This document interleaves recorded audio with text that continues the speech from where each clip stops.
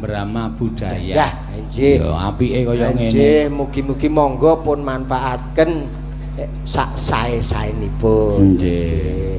Kangge menapa menika mantenan kusipun manten, ya manten saged. Olahraga saged, nggih. Ingkang baku wayangan, nggih. Nggih.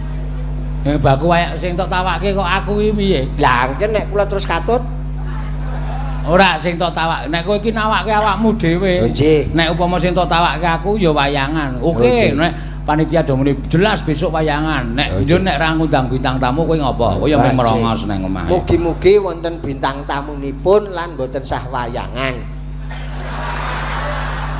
Lantu nggih, Mas. Atos malah engko. Ampanjen 1000, Mas.